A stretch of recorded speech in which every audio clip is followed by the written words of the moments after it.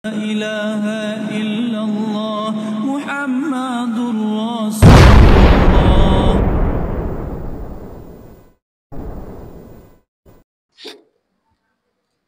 Alhamdulillahi Rabbil Alamin wa salatu wa salam ala nabiyina Muhammad wa ala alihi wa sahbihi ajma'in amma ba'd. Assalamualaikum warahmatullahi wabarakatuh. Ang lahat ng papuri, pasasalamat, pagluwalhati ay nauukol lamang kay Allah subhanahu wa ta'ala at siya lamang ang karapat-dapat nating purihin at sambahin sa buhay natin sa araw-araw. At tayo ay sa Kanya lamang maaaring magtiwala at maglagak ng ating buong panahon, ang ating buong lakas at buhay. At ganoon din sa Kanyang lingkod na Propeta Muhammad sallallahu alaihi wasallam, ang biyaya at kapayapaan ay sumakanya sa Kanyang mga kasambahay, sa Kanyang mga kasama, at sa bawat taong tumatahak sa matuwid na landas ng Islam. Mga kapatid, tayo po ngayon ay halos nasa kalahati na ng buwan, kung saan, kumbaga sa bundok ay tayo ngayon ay pababa na. Kaya medyo mabilis na po ito, yung ating mga sakripisyo, yung ating pagpipigil, yung ating pagtitiis ay malapit na pong matapos na po. Konting panahon pa na tayo ay magtiis sa mga binabaka natin sa ating pagtataguyod ng Ramadan. Ang maganda po sa ating pananampalatayang Islam ay meron pong isang sikreto na hindi tayo mahihirapan sa pagsunod. Ano po yun? Inihalin tulad ko po yung ilog. Ano po? Yung ilog kung saan ang current niya ay huwag nating kukontrahin kung ikaw ay isang manlalangoy. Kasi hindi mo kakayanin, sasalungatin mo siya. Ganon din ang pananampalatayang Islam. Kung ano ang inihingi ng Islam, magpatianod tayo at hindi tayo mahihirapan, mga kapatid. Kaya tayo nahihirapan unang-una kasi sinasalungat natin yung agos na kung saan ay dinadala tayo. Ang layunin ng Islam sa atin, mga kapatid, ay dalhin tayo sa pinaka-climax ng buhay natin. Tayo ay magkaroon ng takwa. Kaya ngayon ang pinakapangunahin bakit tayo nagra-Ramadan para ma-establish natin yung takot, yung takwa. At kung ano ang kahulugan ng totoong takot sa Panginoon kay Allah subhanahu wa ta'ala, ay inihalin tulad yung taong naglalakad sa isang maputik, marumi, madbahong lugar na ang kanyang damit ay kanyang iniingatan na huwag itong maputikan, huwag itong madumihan. Yun po ang isang kahulugan ng takwa. At ang pangalawang kahulugan ng takwa, may taong sobra na ang dami ng kanyang bisyo. Pero nung nakilala niya ang Allah subhanahu wa ta'ala at malaya niyang gawin yung bisyo na yon, yung mga bagay na yon, yung mga kahinaan niya na yon, ay hindi niya ginagawa sapagkat mas nananaig sa kanya yung kanyang takwa para kay Allah subhanahu wa ta'ala. Nakuha niyo po? Sample, halimbawa may hawak-hawak siya. Ano po, iniipit-ipit niya palagi yon. Ano po? Dahil sa takot niya kay Allah subhanahu wa ta'ala, bagmat binigyan siya ng kalayaan na gawin niya yon at walang makapagpipigil kahit sino sa kanila, sino sa mga kapatid ay magpipigil, papagalitan pa nga. Pero dahil sa takwa niya kay Allah subhanahu wa ta'ala, bibitawan niya yon at titiisin niya ang kanyang sarili. Yon ang kahulugan ng takwa. At yon ang ini-establish. Ano po? Pangalawang ini-establish kung bakit tayo kailangan ang ganitong gawain. Meron tayong pag-aaral, merong khutbah, may lecture, may dawa, upang tayo ay ma-establish sa pinaka-climax ng ating buhay ang dalhin tayo sa pagiging magandang pag-uugali. Dahil alam niyo po, ang kayamanan, ang kaalaman, kahit pagsamahin yung dalawa na yan, ang tao may alam, ang tao may kayamanan, no po, higit pa rin doon ang magandang pag-uugali. At yun ang layunin kung bakit tayo may mga pag-aaral, bakit meron tayong mga lecture, may mga khutbah, anong pinakalayunin para dalhin tayo sa isang layunin bilang tayo ay magkaroon ng magandang pag-uugali. Yun po, mga kapatid. Ngayon, tuloy ko po yung subject natin, mga munting kaalaman sa panahon ng Ramadan. At tayo po ngayon ay nasa kalagayan ng Tarawih. Ang Tarawih po ay talagang, sabi nga, sa simula pa lamang na makita ang buwan ay meron na pong Tarawih. Pero yun po ay batay sa napagkasunduan kung siya po ay sabihin natin na 11 Pag sinabing 11, 8 yung dala-dalawang raka. Bali, 4. No? At meron 3 para sa witir. No po? Ngayon, yung pong 4 na yon ay pwede pang hatiin yon, o yung 8 na yon, pwedeng hatiin ng 4, at ang gitna noon talagang dapat nagpapahinga. Dahil ang kahulugan po ng tarawih ay 2 kahulugan, panggabing dasal at ang pamamahinga. Kasi kapag hindi nagpahinga doon sa gitna, yung tao, yung mga tagasunod, ay nanghihina din yan. Napapagod din yan. At kapag tinuloy-tuloy yan, mga kapatid, at lalong-lalo na mahaba yung mga binabasa, nangangala yan, nawawala yung concentration. Kaya talaga doon sa gitna na yon, talaga may pahinga yon. At doon sa pahinga na yon, pwedeng isingit yung maliit na paalaala, pwedeng isingit yung maliit na lecture. Yun po ang tarawih. No po. At alam niyo po, kung ilalagay natin sa sira ang tarawih, no po, 11 hanggang 13 ang ginagawa ng Propeta Muhammad sallallahu alaihi wasallam. At may nakapagsabi sa akin na doon daw po sa Makkah ay 23 ang tarawih. Tama po ba, Ustad? 23. At yung ibang lugar naman, sabi nila 40 daw yung kanila doon. Napakarami na. No po? At yung kasunduan naman, halimbawa, dahil ang ikakatam yung malaking Quran, mga kapatid, minsan ang kasunduan ng imam at may-ari ng masjid, dala-dalawang page yung binabasa. No po? Pero kapag dala-dalawang page yung binabasa, dapat mabilis yung imam. Mabilis siya mag-recite. No? Kasi ang tagal noon, 2 page ang hirap noon. No po? Talagang karamihan sa mga senior citizen katulad namin, medyo na yung tuhod niyan eh. No? Okay. So, nasa kasunduan yon. Pero sa atin kasi, ang naging kasunduan ay isa lamang na page. No po? At yung iba pa nga, dahil nagkataon na wala yung mga nag-iimam dito, ay yung iba ngayon, mga sura na mga ginagawa namin eh. Okay. So, yun po yung tarawih. No po? Kaya papasok po tayo sa tinatawag na witir. Pagkatapos ng 8, no, ay meron dinatawag na 3 at yun ang witir. Ano po ba ang ibig sabihin ng witir?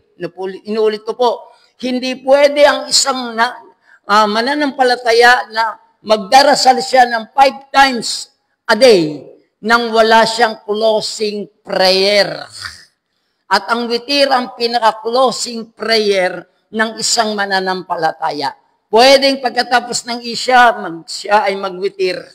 Ang witir, 1, 3, 5, 7, 9, 11, 13, it's up to them kung gaano ang gusto nilang makuha ng witir. Pare-parehas lang naman po yun eh. Yung gumawa ng isa, parehas sa 3, parehas sa 5, parehas sa 7, parehas sa 9, parehas sa 11, parehas doon. Basta laktaw-laktaw po yung bilang.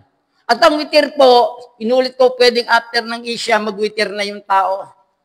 Yung iba naman, sa bahay sila nagwiwitir bago matulog. Yung iba naman, nakatulog na kasi magtatahadyud pa eh. Doon nila gagawin yung kanilang witir. Katulad po, itong darating nating last 10 days, yun pong tarawih natin, aalisin yung witir doon eh. Hihilahin po yun sa likod eh. Doon na po yun sa tahadyud gaganapin. Yung witir po na yun, mga kapatids. Na po? So, yan po yung mga munting kaalaman lamang po. No, ngayon, sa witir naman po, meron tinatawag na kunot. Okay? Ano yun? Ito yung panalangin nakatayo. No?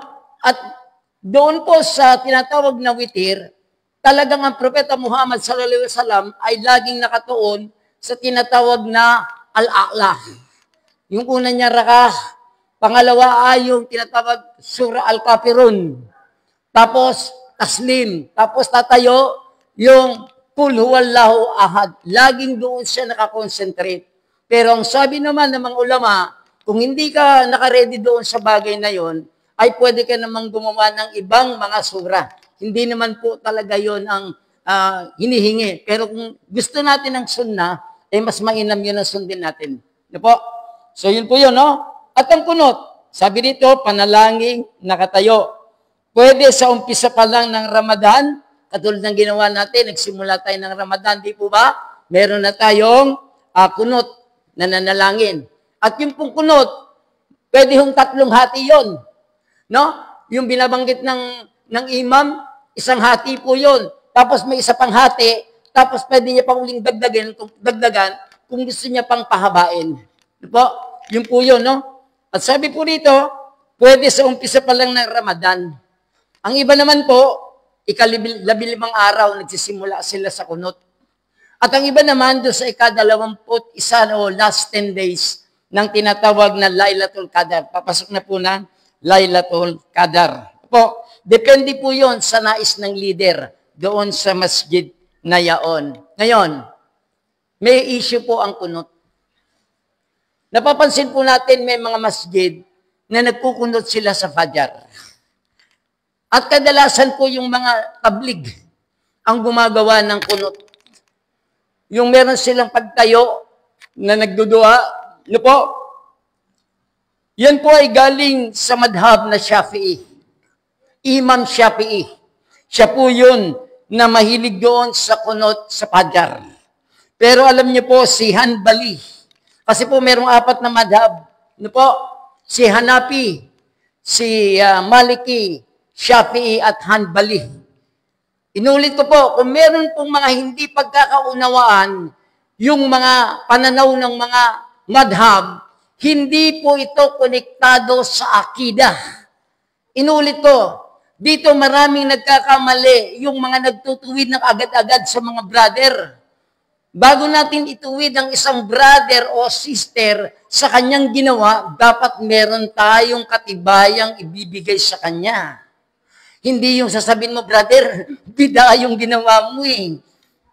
Hindi pwedeng ganon. Hindi pwedeng ganon kadali tayong mag-correct.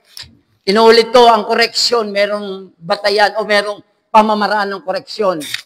Huwag tayong magko-correct ng isang brother o ng isang sister sa harap ng isang sister pa o sa harap ng isang brother pa. Alam niyo kung bakit? Napapahiya yung sister sa harap ng isa pang sister. Dapat ang correction natin, kahit magandang intention natin, kinukorek natin ang isang sister kung 2 lang kayo. Ang pinakamaganda niyan, sister, dumaan ka sa bahay. Meron akong ibibigay sa iyo doon at magkape tayo ron. May binili akong masarap na puto. O, di ba? Pagpunta niya doon, habang nagpuputo kayo, kumakain kayo ng kape, saka mo na siya gamitan ng pagpapaalala. Yon ang right way to correct your brother and sister. Though our motive is right, but our work is wrong, it's considered wrong. Yun po, no? Yun ang isang magandang paalaala. Kahit maganda layunin natin, huwag tayong magko-correct. Ang pagko-correct sa harapan ng maraming tao, kapag ang tao ay baguhan lamang. Pero kapag tayong sila ay mananampalataya na, hindi kasi maganda sa paningin ng mga nakasama doon kapag nag-correct ka ng isang brother. Kasi unang-una, iisipin nila, mas marunong ka doon sa kinorek mo. Eh, paano kung vice versa, ikaw naman ang i-correct? Ano kayong mararamdaman mo? Kasi hindi lahat ng maaalam eh laging tama sa kanilang pananaw. Inuulit ko, lahat tayo ay may pagkakamali. Ano po? At tayo, kailangan iniiwan natin yung respeto sa bawat isang mananampalataya. Para hindi ma-open. Kaya pansinin ninyo, yung mga ibang masjid, yung mga baguhan na ikinukorek agad ng maagang maaga. Tandaan nyo, pag kinukorek sila ng maagang maaga, nagtatampo, ayaw na magpakita. Tapos pag dinalaw mo, magsusumbong. May mga nagsusumbong sa amin dyan eh. Pagka dinadalaw namin, kasi si ganun eh, si ganito, si ganyan eh, si ganito, si ganyan, si ganyan. Lagay po natin sa sira. Ang Propeta Muhammad sallallahu alaihi wasallam, ang unang-unang concentration niya sa mga tao ay tauhid. Kasi ang correction, hindi magiging epektibo ang correction kapag hindi niya nahulubos na nakilala si Allah subhanahu wa ta'ala at hindi tumatag ang kanyang pananampalataya.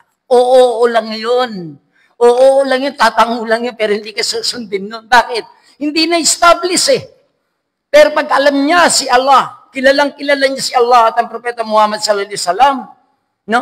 Ang Propeta Muhammad sallallahu alaihi wasallam hindi agad-agad ng correct.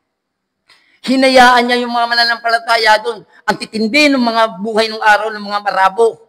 Sa totoo lang, malayong-malayo tayo.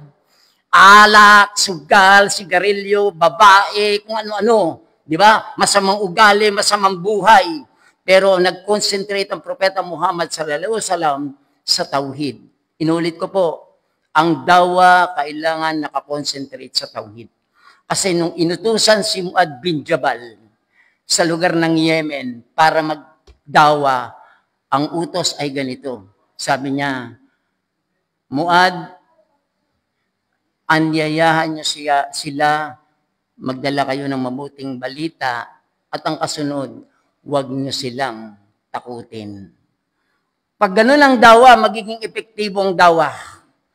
Pangalawang bilin, Muad, huwag niyo silang bulabugin upang hindi sila ma-discourage sa Islam. Nakikita ba natin ngayon sa dawa yan? Yung iba gumagawa ng sariling diskarte sa dawa. No need. Hindi natin kailangan gumawa ng sariling diskarte sa dawa. Dahil kahit ano pang ibahagi natin doon sa mga tao, kapag hindi nila nakilala si Allah subhanahu wa ta'ala, pinaka-importante sa lahat ay ang tauhid kapag tayo ay nagdadawa. At ang dawa, kailangan hindi ka nakakasakit ng damdamin.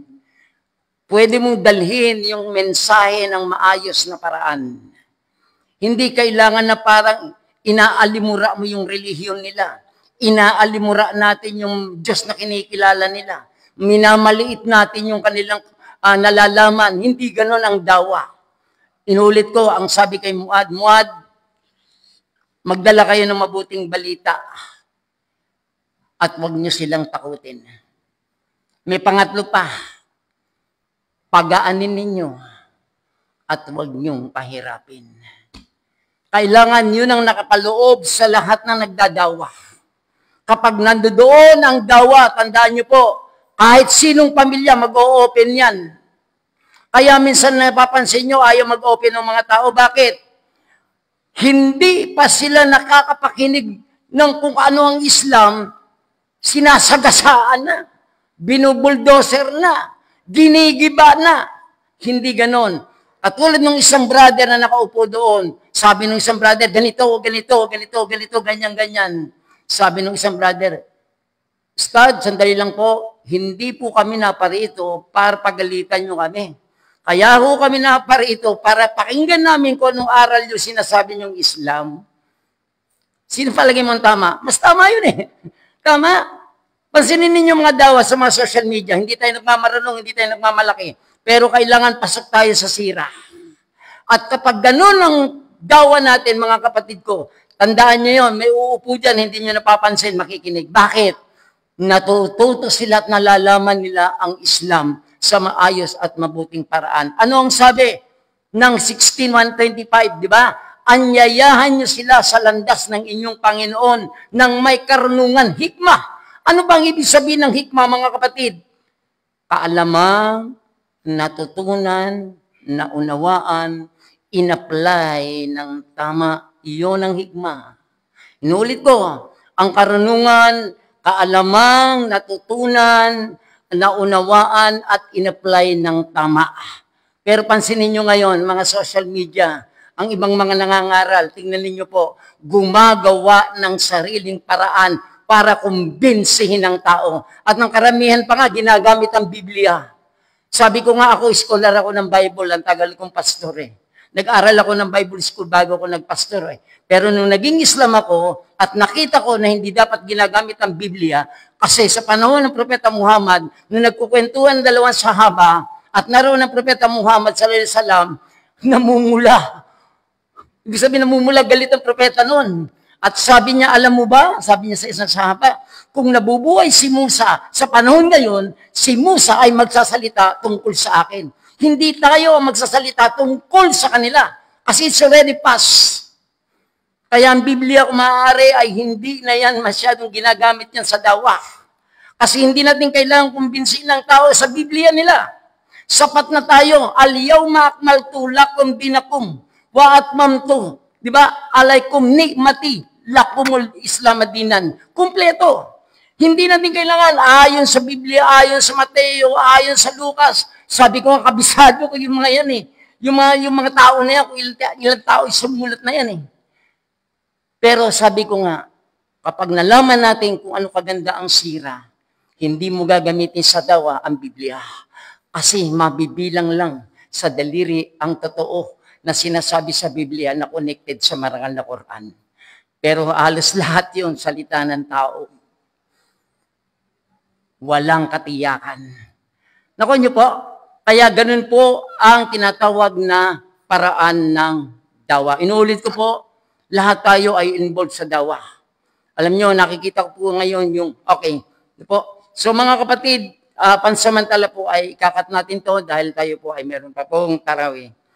Po, akulo kaulihada wa astagfirullah liwala kum walisayil muslimin min kulidan bin pastagfirhu inahu wal gapuru rahim.